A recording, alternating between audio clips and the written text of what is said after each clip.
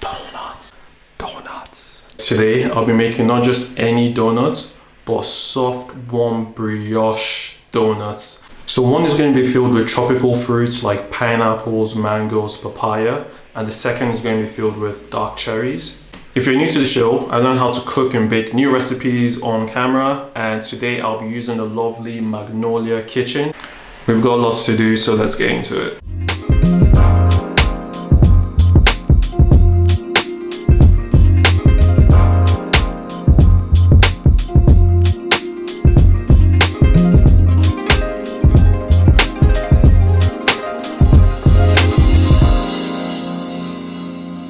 So the first thing I'm going to want to do is crack 2 eggs in my mixer bowl with my sugar and my salt and just whisk that in my stand mixer. If you don't have a stand mixer, you can definitely do this by hand. It's obviously a lot tougher because the dough is quite sticky and you're going to have to knead it for quite a bit of time, probably around 10 minutes. So what I'm going to do now is basically mix my yeast into my lukewarm milk. Once that gets activated in our warm milk, that's going to help our dough rise. So while our eggs are mixing, I'm going to add our warm milk mixture, so warm milk and the yeast. So I'm going to let that combine well. I'm also going to then add my melted butter. Make sure that combines well, and I'm going to then add half of my flour. So once I've mixed half of the flour in, I'm going to change my mixer hook into a dough hook, and that should help me start to knead. And I'm going to knead for about 5 minutes on medium speed.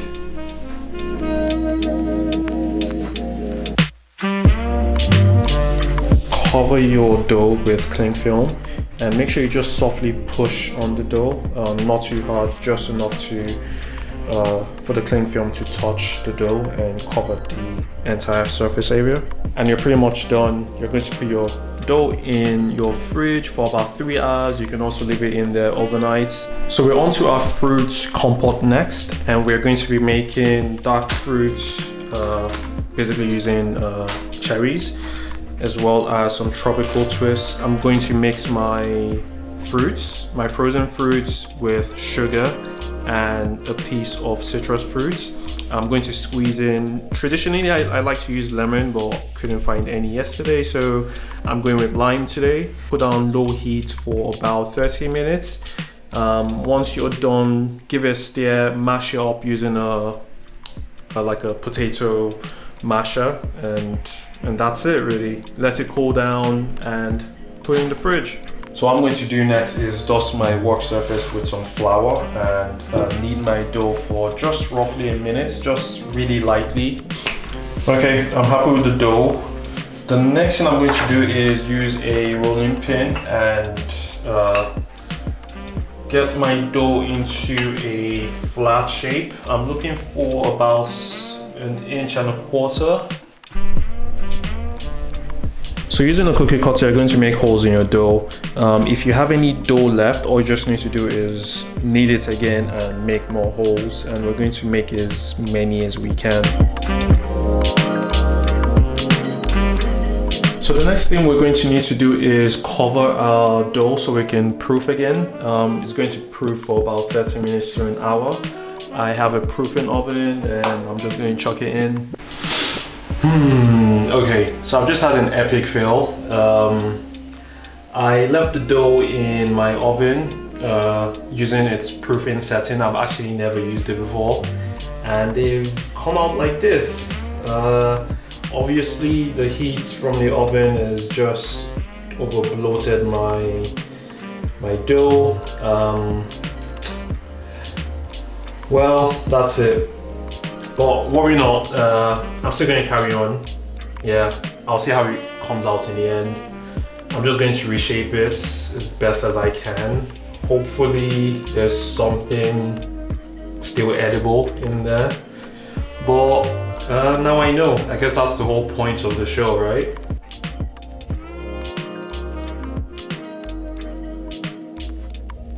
Okay, so you want to heat up your oil to about 170 degrees and slowly add my donuts in there.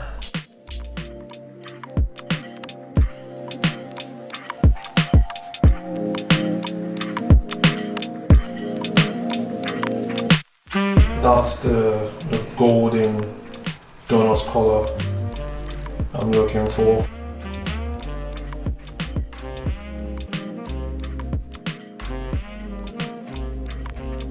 So you're going to need anything you can use to make a hole through your donuts. I'm using an apple corer. I've filled my donut jam, my tropical fruit and my dark berries in a piping bag, and yeah, just shove your fruits in the piping bag. And if you can use a piping bag, you can also use like baking syringes. They're very easy to get online. Okay, moment of truth. I'm not going to lie, a little bit disappointed with just how it came out.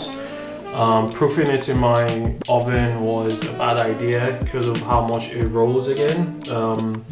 I think because of how much it rose, and I had to compress it, it basically made a lot of lines and misshapes within the dough. So by the time I fried it, a lot of those lines were still inside the dough. Yeah, so that's why it's come out the way it is. Obviously that deflated me. I shouldn't have carried that energy throughout, but I don't say burnt, but the first batch came out darker than I would have preferred. Anyways, regardless, I think I'm happy I managed to salvage it. I'm going to try the tropical fruits twist version. I don't think I've ever had donut jam like that before. It's sweet, it's tangy from the pineapple. It's just different, to be honest. Yeah, it's good. Only disappointment I would say is how my dough fried. It has a lot of, when I say lines, just a lot of cracks. So you get parts like this, which technically, yeah, it's flawed, but it still tastes good. Like you can see, the dough is cooked all through. Yeah, it just makes it look uneven. I think that's the part I'm a bit disappointed, but yeah, we live and we learn. I'm actually going to quickly try the dark berry version. So this is cherries. No surprise there. Cherry works perfect. Thanks for joining me today on another food adventure. Don't forget, subscribe, like, share, and I'll catch you guys next time. Peace.